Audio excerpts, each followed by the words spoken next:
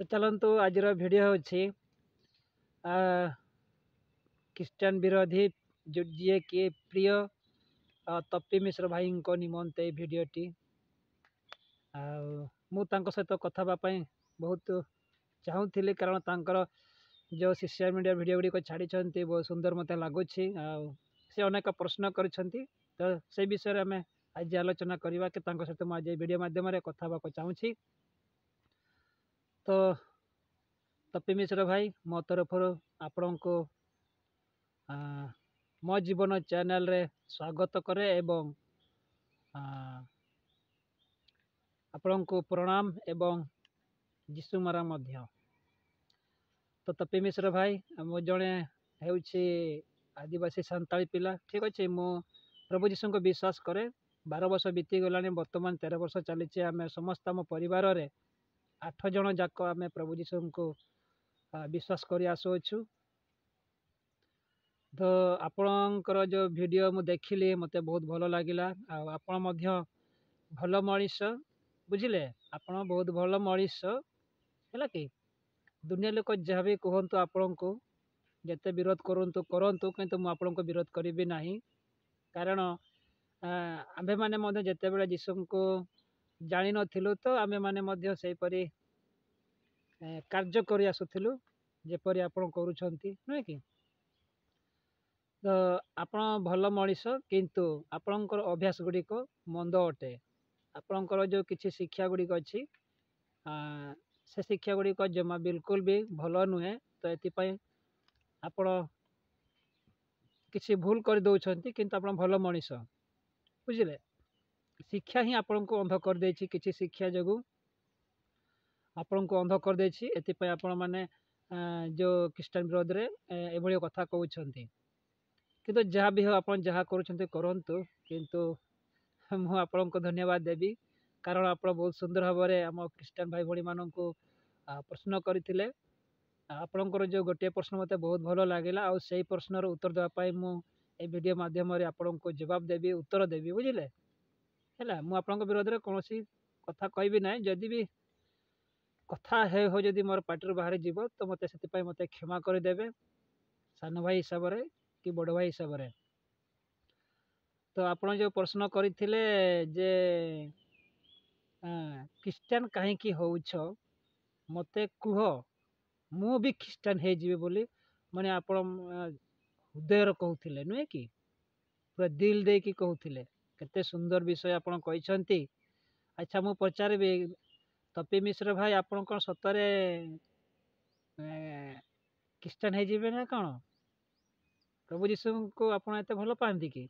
भल पाँच तो बहुत सुंदर कथा बहुत भल विषय अटे आपण परी ज्ञान एवं बुद्धिमान मनीष निश्चित भाव में प्रभु जीशुंकर विश्वास हेले भल हम आ मु आशा करी आपण ओडिशा रे सबुठारु गोटे बड़ शिष्य हो पारे दिने बड़ दास हेबे आमको बहुत खुशी लगे ये ओडिशावासी प्राय प्रत्येक जीवन मध्य बंचीज बोली कि मुझे आशा करे एभली ज्ञान एवं बुद्धिमान साहसिकता जड़े जीशुंकर दास बा शिष्य हेले बहुत भल हुअंता। तो मु समय बाहर करी आपण प्रार्थना करी आपण परिवार प्रार्थना करेंगे जेपरी आप समस्ते प्रभु जीशु को पाख को आसीपारे प्रभु जीशु को आपण मैंने जीपरी उद्धार पाइपर क्षमा प्राप्त हो पारे बुझिले एथि निमंते आम प्रार्थना करूँ। तो चलतु आपणकर जो प्रश्न से प्रश्न मु उत्तर आपन को देवी प्राय एजे आपन को कई दे नथिबे कि न देथिबे जदि भी देथिबे तो भल कथा किंतु ए ओडिशा भितरे मु आपन को सबुठारु बड़ साक्ष्य देवी बुझिपारे प्राय एमती साक्ष्य केबे आपन शुणी नथिबे किंतु मु सर्टकट भाव में कहबी जदि आपण माने कि आपण बार कहीं भी जदि वीडियो देखी मते कमेंट करती जे भाई तमें केमिति ख्रीष्टान लो मते आमको वीडियो माध्यम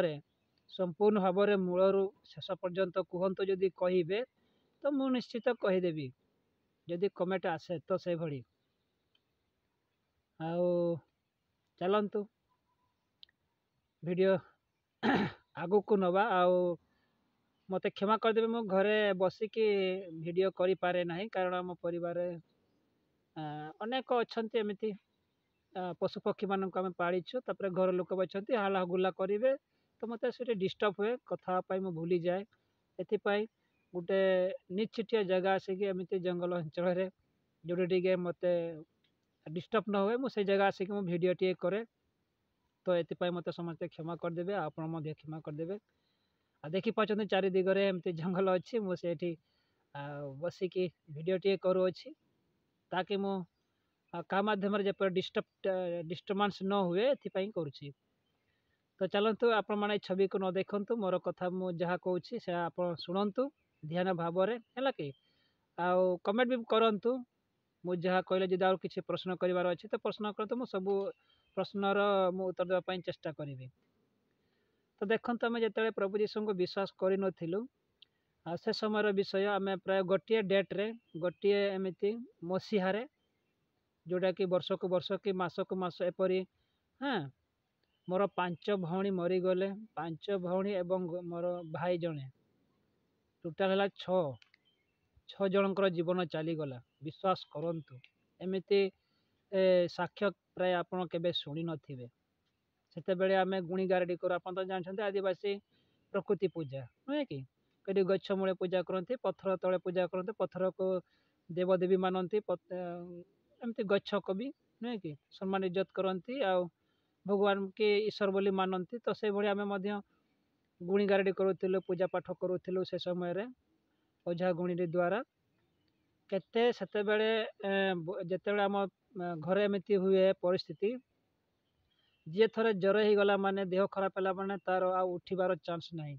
जी थे शोगला तो शोगला जीवन सारा शोक रही आम परिस्थिति आम परिवार होता एथि निमंते मोर 5 भौणी गोटे भाई जीवन चलीगला जिते बड़े आम प्रभु को ग्रहण करूँ से समय विषय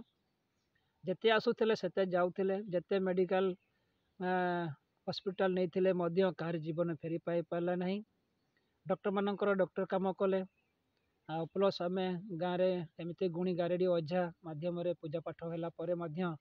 कहार जीवन फेरी पाइला नहीं तो से भली जिते बड़े होता से आम के छेली मेढ़ा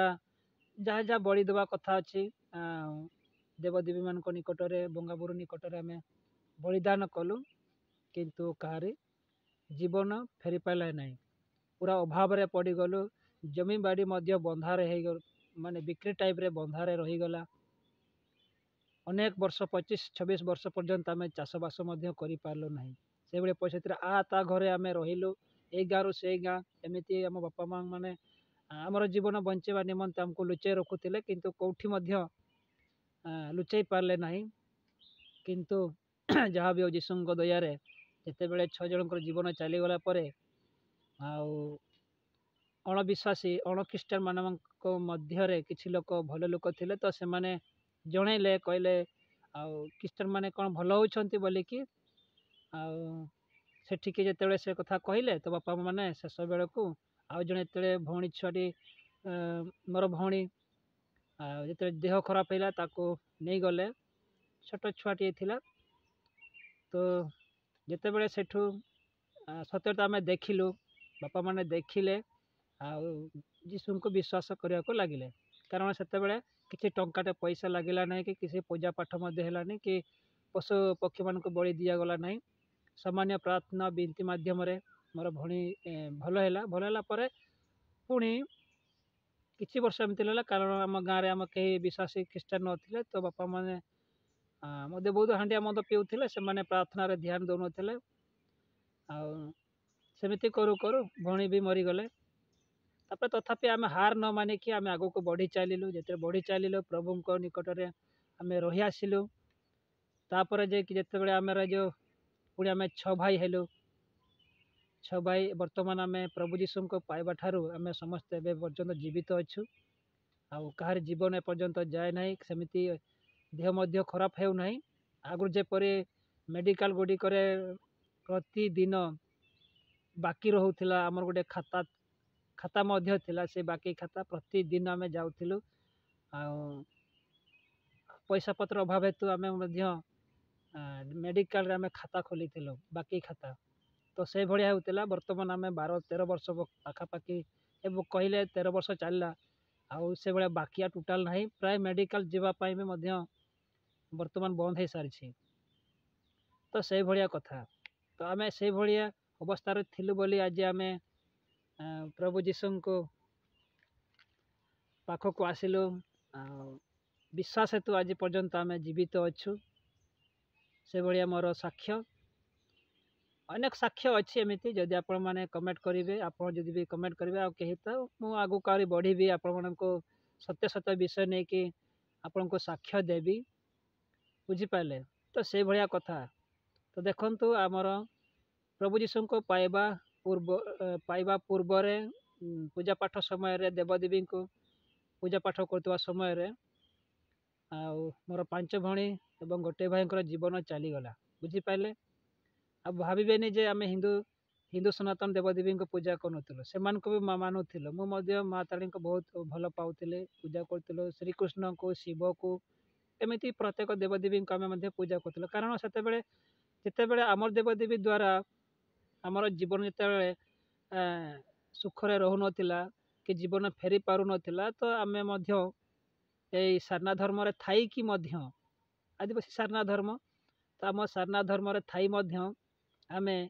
आप हिंदू मानकर जो देवदेवी अच्छा सनातन जो देवदेवी अच्छा से आम बहुत वर्ष धरी आम पूजा पाठ करूँ किंतु एत पूजा पाठ है हिंदू मानकर जो आपण मानकर सनातनी बा हिंदू धर्म थिबा